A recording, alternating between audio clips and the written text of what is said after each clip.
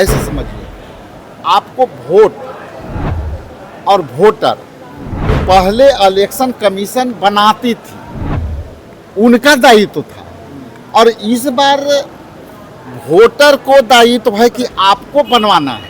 ये दोनों में 11 डॉक्यूमेंट आपको साबित करना पड़ेगा कि हम यहाँ के नागरिक हैं, मेरा जन्म तिथि ये है।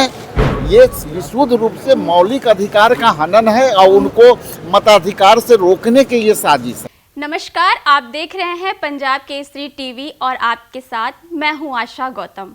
बिहार में आगामी विधानसभा चुनाव से पहले वोटर लिस्ट पुनरीक्षण को लेकर बवाल मचा हुआ है। बिहार कांग्रेस के प्रदेश अध्यक्ष राजेश कुमार ने चुनाव आयोग पर गंभीर आरोप लगाए हैं।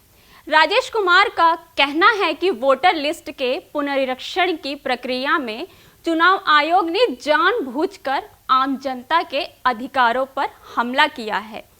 करोड़ों लोगों के नाम सूची से हटाए जा सकते हैं और आयोग की मंशा स्पष्ट रूप से पक्षपातपूर्ण है। सुनिए इस मसले पर बिहार कांग्रेस के प्रदेश अध्यक्ष राजेश कुमार ने क्या कुछ कहा। हमारे लगभग जो है 14 पार्टियां थी और उसमें बड़ी लोगों ने जो हमारे जो बिहार के लोगों के जो भावना है, जिस तरह से यहाँ पे 25 दिन के प्रक्रिया में जो पूरी इलेक्ट्रो प्रोसेस को प्रभावित करने का जो इलेक्शन कमीशन का जो निर्णय है, उसके अगेंस्ट में हम लोगों ने गया। और जो वोटर लिस्ट का पुनरीक्षण का जो काम हुआ है, इलेक्शन कमीशन का कहना था कि हम पुनरीक्षण नहीं कर रहे हैं, लेकिन आप आज के डेट में जो पिछले बार इलेक्शन कमीशन ने जो प्रिंट किया और वो पूरी तैयारी होने के बाद नए सिरे से जो खारिज कर करके और नया तरीका से हो रहा है, उसके रिप्रेजेंटेशन में हम लोग गए थे। लेकिन इलेक्शन कमीशन का जिस तरह से रवैया है, उसमें 3 बातें मुख्य तौर पर जो है हम लोगों को बताया गया, और उससे साफ जाहिर है कि 20%, जैसा कि उन्होंने कहा कि 20% वोटर जो है उसमें से एलिमिनेट हो जाएंगे। ये स्पष्ट थी उनकी। दूसरी थी कि ये प्रक्रिया हम पूरा करके ही रहेंगे।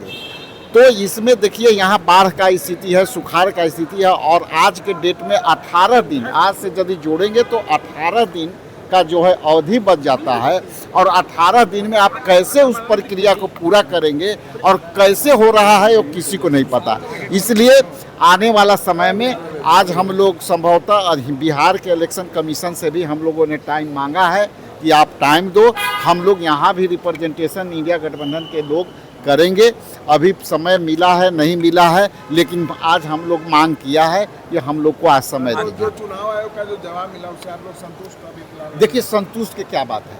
आप देखिए, ऐसे समझिए, आपको वोट और वोटर पहले इलेक्शन कमीशन बनाती थी, उनका दायित्व था, और इस बार वोटर को दायित्व है कि आपको बनवाना है।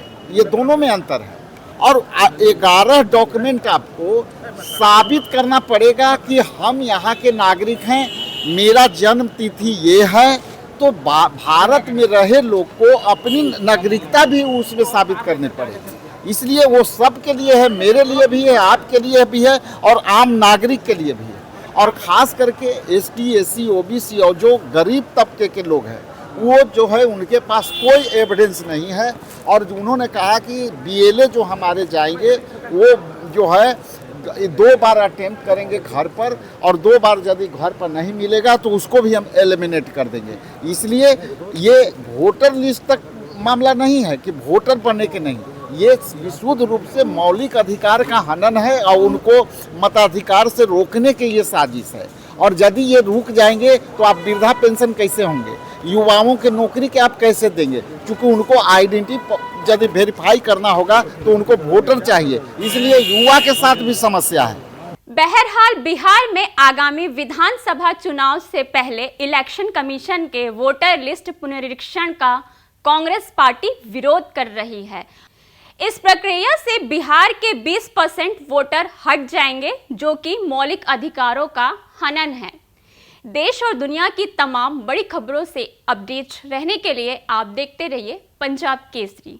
हमसे जुड़े रहने के लिए हमारे YouTube चैनल को सब्सक्राइब करें और नई वीडियो की नोटिफिकेशन के लिए बेल आइकॉन को दबाएं।